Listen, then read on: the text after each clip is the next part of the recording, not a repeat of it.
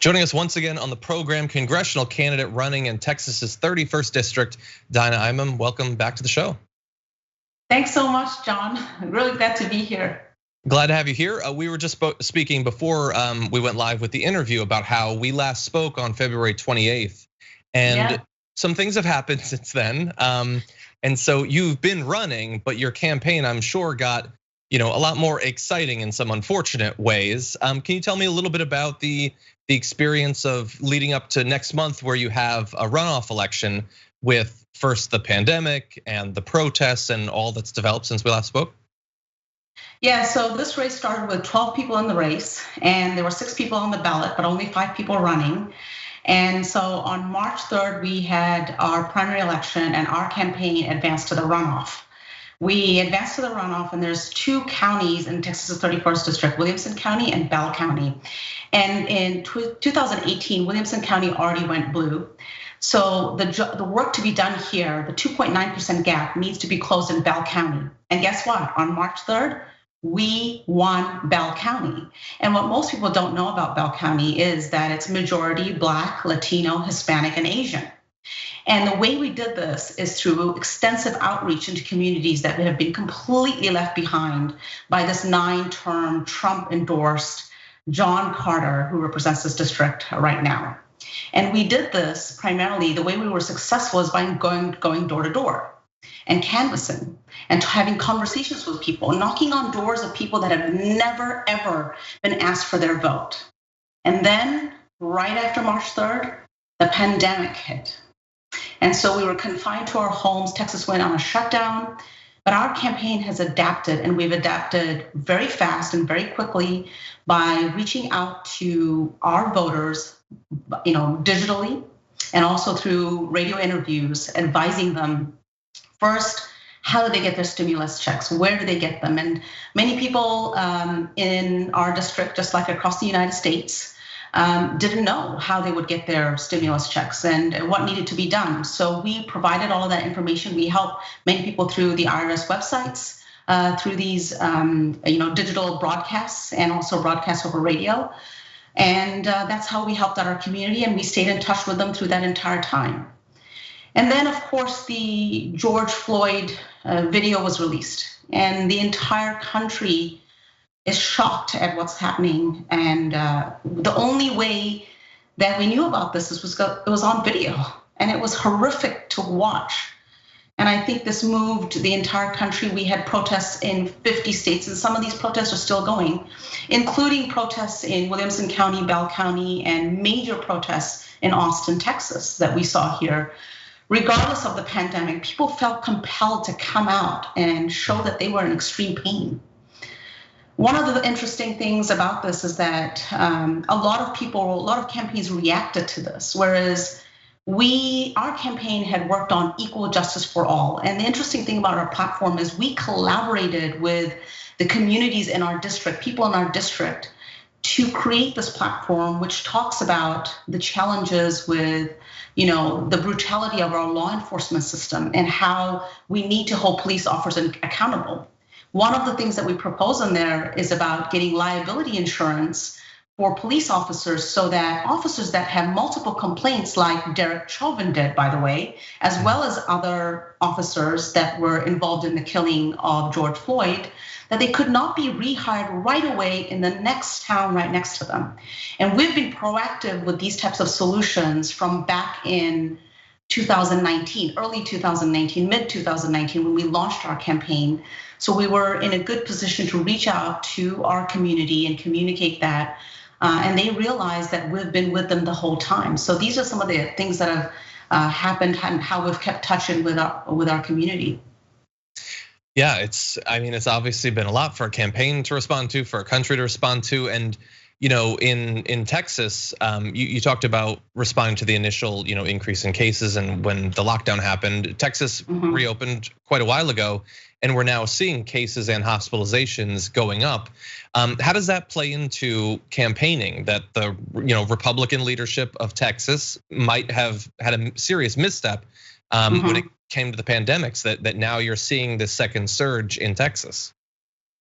Absolutely, and this is where I think your viewers need to understand that our Congress and our leadership is completely unprepared to address these types of challenges. Look at other countries right now. They're opening up safely. And the reason that they're able to do that is they put in things like testing. They were able to scale their healthcare infrastructure and do a lot of testing early on. And if we'd been able to do that, we would be in a much better position. Number two, one of the things that many of the most successful countries did is they put into place contact tracing.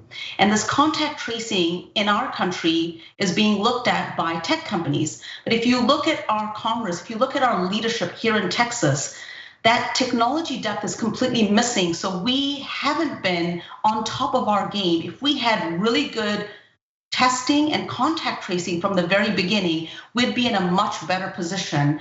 And these are the types of things that an electrical and computer engineer like me being in Congress can address and hold our tech companies accountable. Because when you do contact tracing, one of the things that the American people have to be really cognizant about is the violation of our privacy.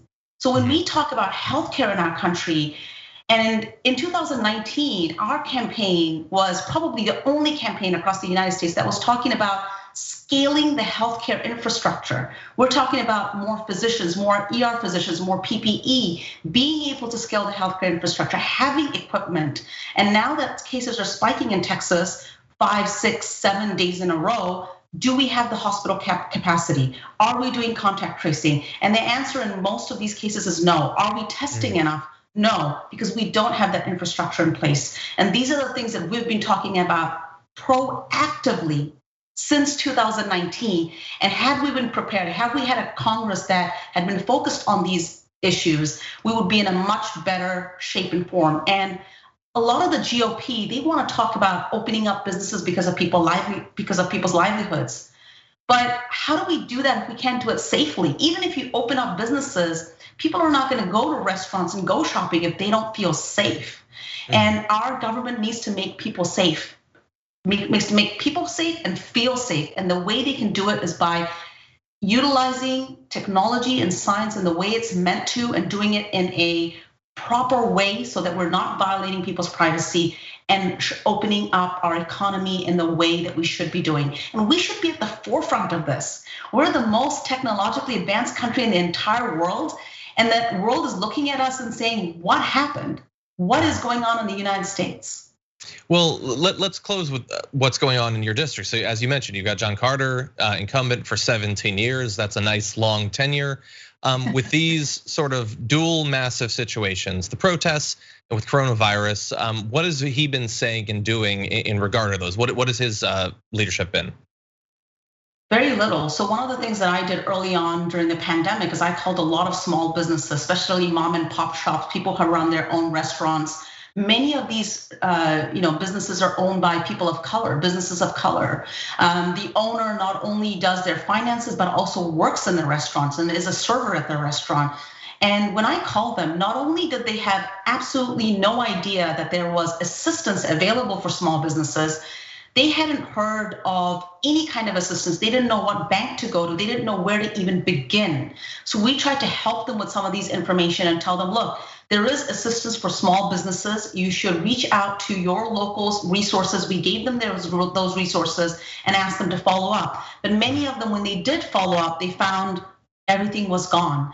And even though many of them did reach out, if they didn't have existing relationships with major banks, in national banks, for example, they were unable to take advantage of it. So they were just struggling. Their businesses went down, and their small businesses are failing left and right in our district. Some of them opened up, but they had to re-shut down. Some of them opened up, but they're making no profits. They're barely getting by, and they have absolutely no assistance whatsoever. And this is the state of our district right now, where our representatives should be taking leadership, right? Because we did put billions of dollars for small businesses, but unfortunately, we find that they're going to, $100 million chains versus the mom and pop shop that's maybe has revenue between $100,000 to $300,000 a year. So this is where we are today in our district. Well, I know your district also in about 3 weeks is going to have a runoff election, and so where can people find out more about your campaign, your platform? Yeah, so mail-in voting is already underway. It's been underway for weeks. Early voting starts the 29th of June, and election is July 14th. If you want to find out more about our campaign, we could really use your help. We're looking for people to help us phone bank because we cannot have those face-to-face conversations. So it's votefordonna.com. That's VOTEFORDONNA.com. And midnight Eastern time on the 24th is our fundraising deadline. And we really need your help. We're 100% people-powered campaign. We've gotten this far because of generous donations from people like you across the entire United States who want, they're trying to say that this is not about Democrat against Democrat, left against right. This is about our livelihoods. This is about our health. This is about getting healthcare to every single person in this country. And we must all remember that this is about us versus the corporations and the billionaires that have overtaken our lives, and to bring back that type of power to the individual. That's what our campaign is about. We're the only labor endorsed campaign in this runoff race because we are the campaign for people who work for a living. I think some of those people might be calling you, so we're gonna say goodbye for now. Donna, as always, thank you so much for joining us. Thank you so much, John. I really appreciate it. Thank you.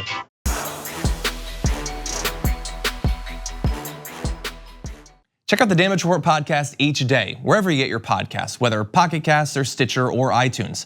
You can join me as I give you the news and stories you want, with a range of co-hosts and interview guests jumping in on the fun each day. Again, that's the Damage Report, wherever you get your podcasts. And if you get them at iTunes, don't forget to rate and review. Sometimes I'll read them live on the show.